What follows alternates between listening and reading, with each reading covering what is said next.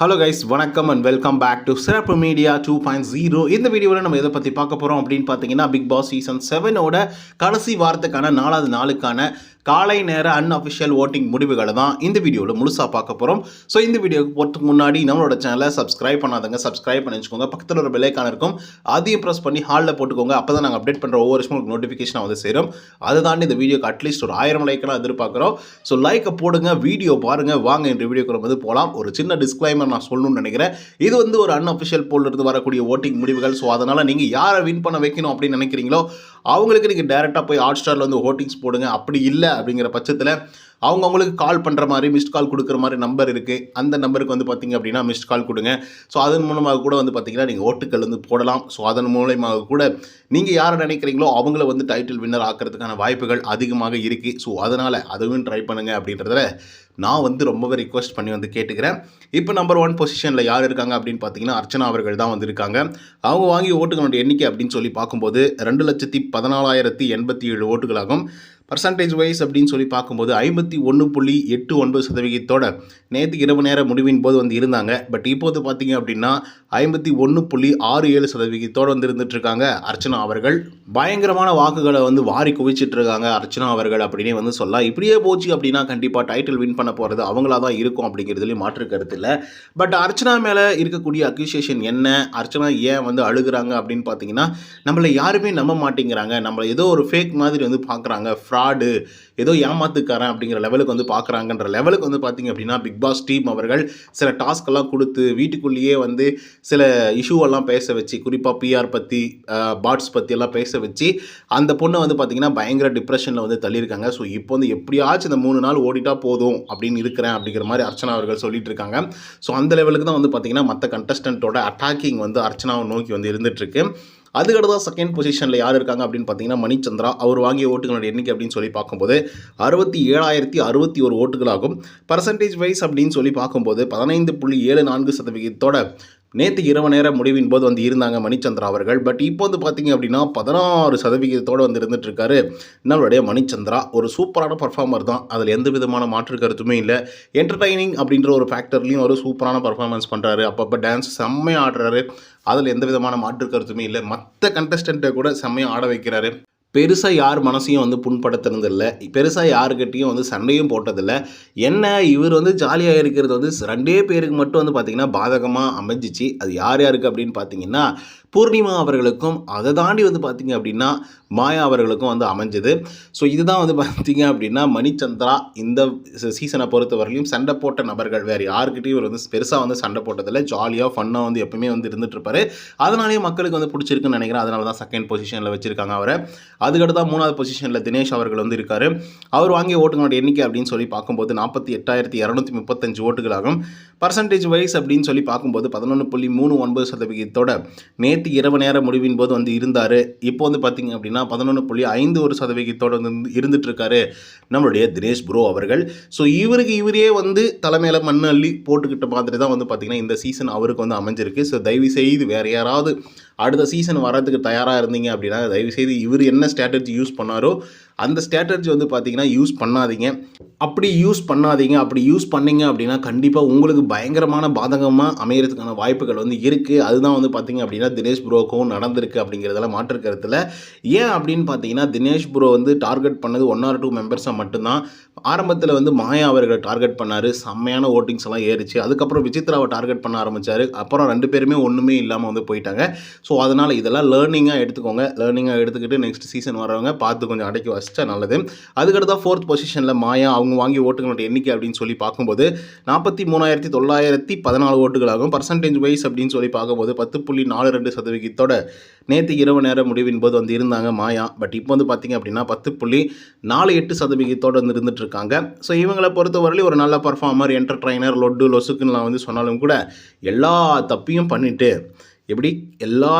பண்ணிவிட்டு அதுக்கப்புறமா வந்து பார்த்திங்க அப்படின்னா நான் ஒரு பயங்கரமான நேர்மையான ஒரு சூப்பரான கேம் ப்ளே பண்ணேன் அப்படிங்கிறதுல I am proud to be அப்படின்னு சொல்லிட்டு சொல்கிறாங்க மாயா கிருஷ்ணன். எப்படி வாய் கூசாமல் சொல்கிறாங்களோ தெரில எனக்கு.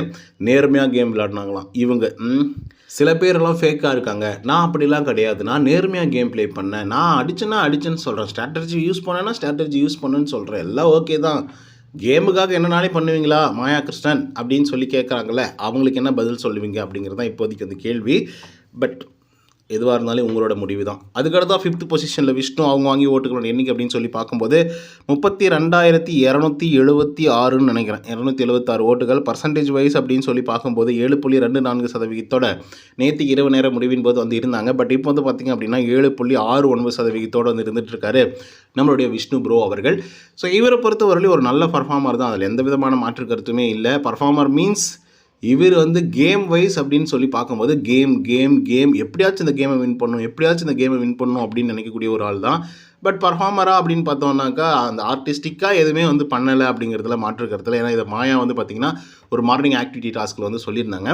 அது கரெக்ட் தான். ஏன்னா பெருசாக வந்து விஷ்ணு கிட்டேருந்து ஒரு ஆக்டிங் கிளாஸஸோ இல்லை பெருசாக வந்து நடித்து ஏதாவது ஒரு விஷயத்தை இம்ப்ரெஸ் பண்ண மாதிரிலாம் எதுவுமே வந்து பெருசாக வந்து இது பண்ணல.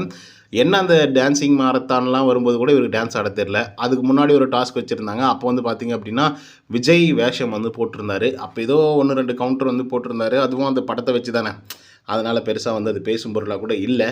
ஈஸ்வரி மாதிரி பேசும் பொருளாக இல்லை. அப்புறம் ஒரு விஷயம் நீங்கள் நோட் பண்ணிங்களா, லாஸ்ட்டு 2 டேஸாக வந்து பார்த்திங்கன்னா நம்ம மாயா கிருஷ்ணன் இருக்கார்ல, அவங்க வந்து பார்த்திங்க அப்படின்னா வின் பண்ணுற மாதிரிலாம் சொல்லிகிட்ருக்காங்க. ஓகேங்களா, அதாவது அர்ச்சனா அவர்களையும் மாயா அவர்களையும் கம்பேர் பண்ணி சில பேர் வந்து வீடியோக்கள் வந்து போட்டுட்ருக்காங்க. மாயா தான் வின் பண்ணுவாங்க அப்படிங்கிற மாதிரி சொல்லிகிட்டு இருக்காங்க. அது மேபி நடக்கலாம். ஏன்னா வந்து நிறைய சப்போர்ட் வந்து மாயா கிருஷ்ணனுக்கு வந்து இருக்குது. ஏன்னா அர்ச்சனாவை விட அவங்களுக்கு அதிகப்படியான வாக்குகள் எல்லாம் கம்மியாக இருந்தால் கூட சப்போர்ட்டிங் நிறைய இருக்குல்ல, கண்டிப்பாக வந்து டைட்டில் வின்னர் ஆகிறதுக்கான வாய்ப்புகள் வந்து இருக்குது. பட் அதில் ஒரே ஒரு சிக்கல் என்ன அப்படின்னு பார்த்தீங்கன்னா, மக்களுக்கு வந்து யார் டைட்டில் வின்னர், யார் உண்மையாகவே அதிகப்படியான வாக்குகள் வாங்குறாங்க, யாருக்கு அதிகப்படியான சப்போர்ட்டிங் இருக்குது அப்படிங்கிறது வந்து தெரிஞ்சிடும். அண்ட் ஒரு வாரமாக நீங்கள் பார்த்தீங்க அப்படின்னாவே நல்லா தெரியும். மாயா வந்து அந்த சாக்ரிஃபைஸ் கேம் வந்து விளையாடுறாங்க. ஓகேங்களா, சாக்ரிஃபைஸ் கேம் மீன்ஸ் இவங்களே சொல்லிக்கிறது, நான் நல்ல செம பிளேயர் தெரியுமா, நான்லாம் வேறு லெவலில் ஸ்ட்ராட்டஜி பண்ண தெரியுமா, நானெல்லாம் எப்படி விளையாடணும் தெரியுமா அப்படின்னு சொல்லி இவங்களாம் சொல்லிக்கிறாங்க. நீங்கள்லாம் எவ்வளோ கேவலமாக விளையாட்டிங்க அப்படிங்கிறதெல்லாம் எங்களுக்கு தெரியும். ஏன்னா நீங்கள் ஸ்ட்ராட்டஜி அப்படிங்கிற பேரில் ஒவ்வொருத்தனையும் எப்படி அடித்து ஓட விட்டிங்கன்றதும் தெரியும். அதை தாண்டி வந்து பார்த்திங்கன்னா உங்கள் கூட இருக்கக்கூடிய ஆட்களையே நீங்கள் வந்து ஒவ்வொருத்தராக ஓடிட்டுருக்கான் அப்படின்ற பட்சத்தில் கூட நான் இப்படி தான் கேம் ப்ளே பண்ணுவேன் அப்படின்னு சொல்லிட்டு நீங்கள் பண்ணது வந்து எவ்வளோ பெரிய அட்டூழியம் அப்படிங்கிறது தெரியும். அதை தாண்டி பூர்ணிமா இருந்தால் நமக்கே ஒரு பாதகமாக அமையும் அப்படின்ற காரணத்தினால பேசி பேசி பேசி பேசி பணப்பொட்டியை எடுக்க வச்சு பூர்ணிமா அவர்களையும் வெளியே அனுப்பிச்சிங்க. அந்த பொண்ணு இருந்ததுனாலே டைட்டில்லாம் வின் பண்ணியிருக்க மாட்டாங்க, அது வேறு விஷயம். ஆனால் ஒரு பணத்தோடு போனாங்களே அது உங்களால் அப்படின்றதுனால ஒரு சந்தோஷம்தான். அதே மாதிரி நேற்றுக்கு ஒரு விஷயம் வந்து பார்த்திங்கன்னா மாயா பயங்கரமாக ஃபீல் பண்ணிகிட்டு இருந்தாங்க. ஏன் அப்படின்னு பார்த்திங்கன்னா விஜய் வர்மா எவிக்ட் ஆகி வெளியே போயிட்டாப்புல. பெரிய சொம்பு வந்து எவிக்ட் ஆகி வெளியே போயிடுச்சு. இவங்களுக்கு ஒரே ஃபீலிங்கு. என்ன சொல்கிறாங்க தெரியுமா, ஐயோ என்னடா இவன் எவிக்ட் ஆகி வெளியே போயிட்டான், எல்லா உண்மைகளையும் போட்டு உடைச்சான் அவன், எல்லாத்தையும் வெளியிலேருந்து பார்த்துட்டு வந்தான் அவன், பார்த்துட்டு வந்து இங்கே எல்லாரையும் போட்டு அடித்து உடச்சி ஒவ்வொரு டாஸ்க்குள்ளேயும் பாயிண்ட் பை பாயிண்ட்டாக பேசினான் அவனை போய் எப்படி இவங்க தூக்குறாங்க, எப்படி இவங்க கேமை பார்க்குறாங்க, மக்களை கேள்வி கேட்குறாங்களா மாயா, எப்படி கேமை பார்க்குறாங்க, இவனுக்கு எப்படி வாக்குகள் கம்மியாச்சு, ஒருத்தன் சும்மா இருக்கான், கேமே விளையாடாது சாப்பிட்டு சும்மா இருக்கான், இன்னொருத்தன் கேம் சூப்பராக ஆடுறான், ஆனால் கேம் சூப்பராக ஆடுறவனை எப்படி நீங்கள் எடுக்கிறீங்க அப்படின்னு சொல்லிட்டு மக்களாகி நம்மக்கிட்ட கேள்வி கேட்குறாங்க. தயவுசெய்து நீங்களே பதில் சொல்லிடுங்கப்பா, நீங்களே சொல்லிவிடுங்க. எதுக்காக இப்படி பேசுகிறேன் அப்படின்னு பார்த்தீங்கன்னா, இவங்க ஆனாவுனா வந்து மக்களை குறை சொல்லிவிடுவாங்க. விக்ரம் போகும்போது மக்களை குறை சொல்லிவிடுவாங்க, ஜோவிகா போகும்போது மக்களை குறை சொல்லிவிடுவாங்க. அதே மாதிரி ஒவ்வொரு ஆளும் அவங்களோட கேங்லேருந்து யாராவது போனாக்க இவங்க வந்து பார்த்திங்கன்னா மக்களை குறை சொல்லி இவங்கெல்லாம் எப்படி கேமை பார்க்குறாங்க, எப்படி கேமில் வந்து ப்ளே பண்ணணும்னு ட்ரை பண்ணுறாங்க, என்ன ஓட்டுவிங் போடுறாங்க அப்படின்னு சொல்லிட்டு நம்மளை போய் இந்த என்னது முட்டா பையன் மணி, அடி முட்டா பையன் மணின்னு சொல்லிட்டு பூர்ணிமா சொன்னாங்களே, அந்த மாதிரி தான் நம்மளை நினச்சிருப்பாங்க அவங்க. யார் மாயா கிருஷ்ணன் அவர்கள். ஓகேங்களா, அடி முட்டா பசங்களாகிறாங்களே மக்கள்லாம், கேமே வந்து ஒழுங்காக பார்க்க மாட்டேங்கிறானுங்க இவனுங்க அப்படின்னு சொல்லிட்டு. அதான் இப்போ வந்து அன்னை தெரசாவாக ஆகிட்டுக்கிறாங்க இப்போது மாயா. ஓகேங்களா, அவங்க பேசுகிறதெல்லாம் வந்து பார்த்திங்க அப்படின்னா, நான் தான் இந்த உலகத்திலே ஒரு சூப்பர் கேமர் தெரியுமா, வேறு லெவல் கேமர் தெரியுமா, டேய் உன்னெல்லாம் எழுத்து முடுங்கி சாப்பிட்றதுக்கு ஒருத்தர் தான், அவனெல்லாம் நீங்கள் அடித்து ஒடிச்சு துரோகம் பண்ணி அவனை வெளியே அனுப்பிச்சிட்டிங்க, அதெல்லாம் ஞாபகம் வச்சுன்னு பேசுங்க. ஓகே, அப்புறம் மேபி இன்றைக்கி ஒரு மிட்வீக் எவிக்ஷன் இருக்கலாம். மிட்வீக் எவிக்ஷன் இருந்துச்சு அப்படின்னா யார் எவிக்ட் ஆகி வெளியே போவாங்க அப்படின்னு பார்த்தீங்கன்னா கண்டிப்பாக விஷ்ணு ப்ரோ எவிக்ட் ஆகி வெளியே போகிறதுக்கான வாய்ப்புகள் பிரகாசமாக இருக்கிறது. ஸோ அதனால் மீதம் இருக்கக்கூடிய 4 பேர்கள் வந்து பார்த்திங்கன்னா அடுத்த ஃபைனலிஸ்ட் ஆகுவாங்க. ஸோ பொறுத்திருந்து பார்ப்போம் என்ன விஷயங்கள் நடக்குது அப்படின்னு சொல்லிட்டு. ஸோ மாயா கிருஷ்ணனை பற்றி இவ்வளோ தூரம் வந்து பேசுனதை பற்றின உங்களோட கருத்துக்கள் என்ன அப்படிங்கிறத கமெண்ட்டில் தெரிவிக்கவும். என்ன நீ ஒரு பிஆர், அதனால தான் மாயாவை பற்றி பேசுகிற அப்படின்னு சொல்லுவீங்க. ஆனால் உங்கள் மனசாட்சியெல்லாம் தொட்டு சொல்லுங்கடா, நான் பிஆர் மாதிரியா பேசினேன், நான் பிரதீப்போட ஃபேன், அந்த ஒரு காண்டில் பேசிகிட்டு இருக்கேன், வேறு ஒன்றும் கிடையாது. ஓகே கைஸ், இந்த வீடியோ உங்களுக்கு வந்து பிடிச்சிருந்தா லைக் அண்ட் சப்ஸ்கிரைப் பண்ண மறந்துடாதீங்க. இன்னொரு தவணை சந்திக்கிறேன். Until then bye from Uday. நன்றி, வணக்கம்.